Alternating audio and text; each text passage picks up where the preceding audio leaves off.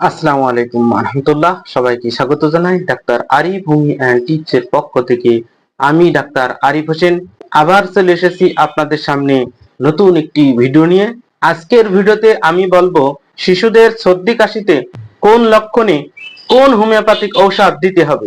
ছোট বাচ্চার ঠান্ডা কাশি সর্দি হলে বাবা মারা অনেক চিন্তায় পড়ে যান।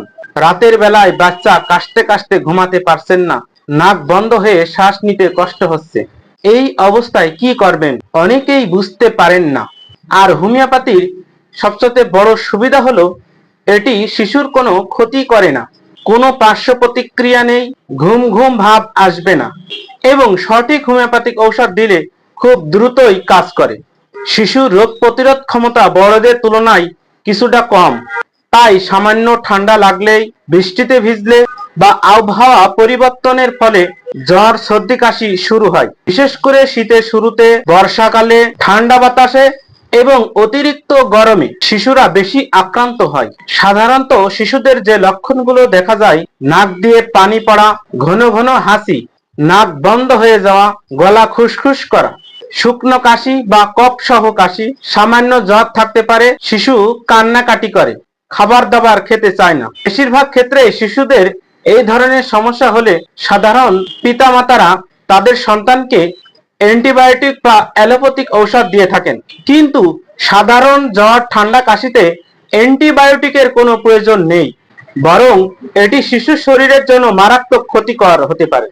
হোমিওপ্যাথিতে শরীরের ভেতর থেকে রোগ প্রতিরোধ ক্ষমতা বাড়িয়ে দেয়, শুধু লক্ষণ চাপা দেয় না, রোগের মূল কারণটা দূর করে। তাই হোমিওপ্যাথিক ঔষধ খেলে বারবার জ্বর বা বারবার সর্দি হওয়ার প্রবণতা কমাবে। তবে একটা কথা মনে রাখবেন, হোমিওপ্যাথিতে সবার জন্য এক ঔষধ নয়। এখানে রোগ দেখা হয় না, রোগীকে দেখা হয়। মানে দুটো বাচ্চা জ্বর বা সর্দি হলেও তাদের লক্ষণ যদি আলাদা হয় তবে ঔষধও আলাদা হবে।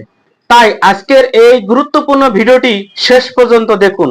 তাই আপনার বাচ্চার লক্ষণ কোনটার সাথে মিলছে সেটা বুঝতে পারলে সঠিক ঔষধ বেছে নিতে পারবেন। এখন ঔষধের কথা বলার আগে একটু বুঝে নিন, হোমিওপ্যাথিক ঔষধ নির্বাচন করতে হলে তিনটে জিনিস মনে রাখতে হয়।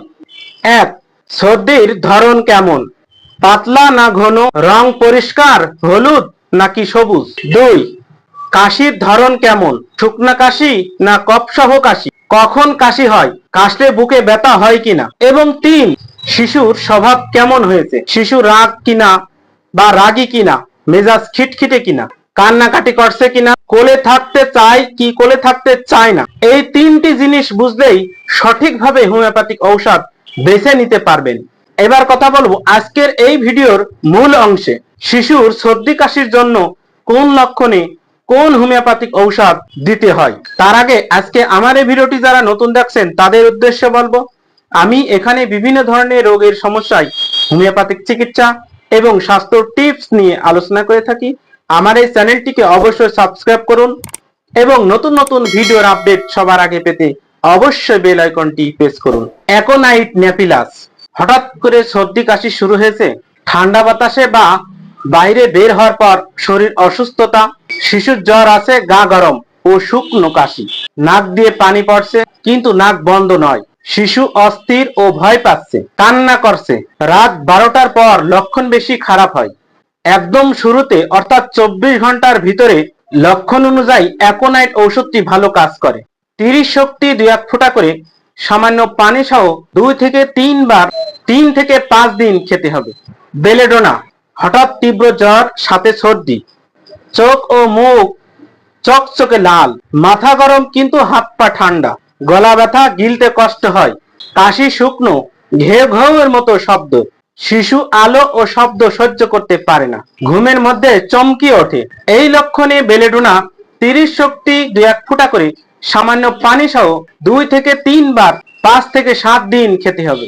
নেটটা মেয়র, নাক দিয়ে ডিমের সাদা অংশের মতো পদার্থ বের হয়, হাসি অনেক বেশি, বিশেষ করে সকালে, নাক প্রথমে পানির মতো ঝরে এবং পরে বন্ধ হয়ে যায়, ঠোঁট শুকনো, শিশু চুপচাপ একা থাকতে পছন্দ করে, কান্না দেখলে আরো কাঁদে।